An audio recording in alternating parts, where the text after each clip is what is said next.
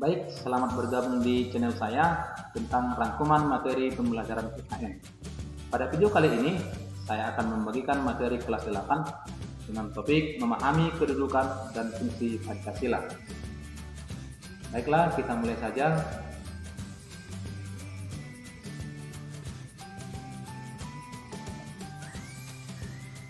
Bab 1. Memahami kedudukan dan fungsi Pancasila. A. Arti kedudukan dan fungsi Pancasila. Istilah Pancasila dalam istilah kenegaraan pertama kali diperkenalkan oleh Insinyur Soekarno dalam sidang BPUPKI tanggal 1 Juni 1945. Pancasila berasal dari dua kata, yakni panca yang berarti 5 dan sila yang artinya sendi, dasar atau pengaturan tingkah laku yang baik. Pancasila sejak 18 Agustus ditetapkan sebagai dasar negara. Pancasila merupakan sumber dari segala hukum, yang artinya semua hukum yang disusun dan diberlakukan di Indonesia harus berlandaskan Pancasila. Fungsi dan peranan Pancasila sebagai dasar negara dan sumber hukum nasional dan tata urutan perundangan tertuang dalam MPR nomor 3 MPR tahun 2000. Kita masuk fungsi dan peranan Pancasila. 1. Pancasila sebagai jiwa bangsa Indonesia. Yang kedua, Pancasila sebagai kepribadian bangsa Indonesia. Yang ketiga, Pancasila sebagai sumber dari segala sumber hukum. 4. Pancasila sebagai perjanjian luhur. 5. Pancasila sebagai cita-cita dan tujuan bangsa Indonesia. 6. Pancasila sebagai satu-satunya asas dalam kehidupan berbangsa dan bernegara. 7. Pancasila sebagai moral pembangunan. Makna Pancasila sebagai dasar negara dan pandangan hidup. Yang pertama, Pancasila sebagai dasar negara.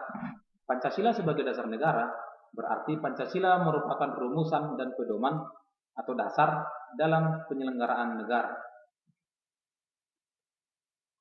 Pengertian Pancasila sebagai dasar negara dinyatakan secara jelas dalam pembukaan Undang-Undang Dasar Negara Kesatuan Republik Indonesia tahun 1945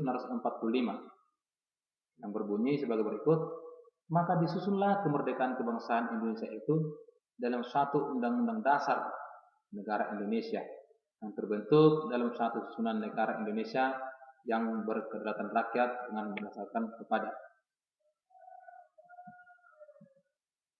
Lebih lanjut lagi dijelaskan bahwa dalam Undang-Undang Nomor 12 Tahun 2011 tentang pembentukan peraturan perundang-undangan bahwa Pancasila merupakan sumber dari segala sumber hukum. Jadi, Pancasila mengatur sistem ketatanegaraan negara dan pelaksanaan pemerintahan negara.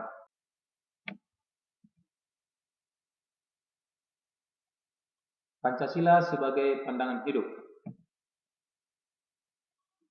Pancasila sebagai pandangan hidup berarti wujud pencerminan kepribadian bangsa yang luhur sebagai pedoman dalam bersikap dan bertingkah laku. Dengan demikian, Pancasila sebagai pandangan hidup bangsa dipergunakan sebagai petunjuk dalam kehidupan sehari-hari. Sikap maupun perilaku masyarakat haruslah selalu dijiwai oleh nilai-nilai luhur yang ada dalam Pancasila.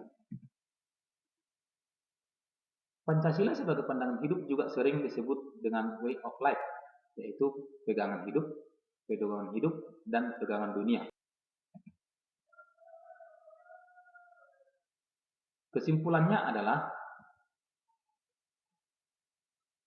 tindakan kita sebagai rakyat Indonesia tidak boleh bertentangan dengan Pancasila.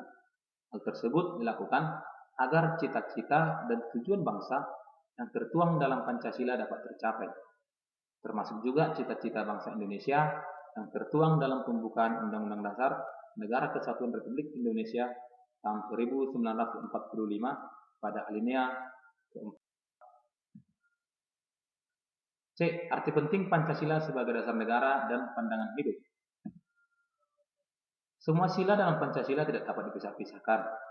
Hal itu karena Pancasila merupakan satu kesatuan yang utuh yang saling berkaitan.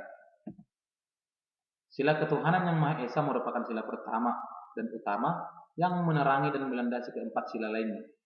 Dengan pengamalan sila pertama, hendaklah meyakinkan ke seluruh bangsa Indonesia untuk bersatu di bawah nilai-nilai ketuhanan yang Maha Esa. Jadi, perbedaan-perbedaan yang diantara sesama warga negara tidak dianggap lagi sebagai pemisah, melainkan sebagai kekayaan bersama yang wajib disyukuri dan dipersatukan dalam wadah yang disebut Pancasila.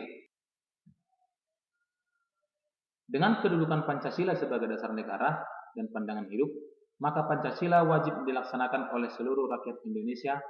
Pancasila haruslah dilaksanakan secara konsekuen dan utuh. Sebagai norma hukum, Pancasila juga mempunyai sifat memaksa atau imperatif, yang artinya setiap warga negara harus tunduk kepada Pancasila. Siapa saja yang melakukan pelanggaran harus ditindak sesuai hukum yang berlaku dan diperkenakan sanksi sesuai perbuatannya. Baik, sampai di sini dulu. Terima kasih. Jangan lupa untuk like, subscribe, and comment. Sampai ketemu di video-video selanjutnya.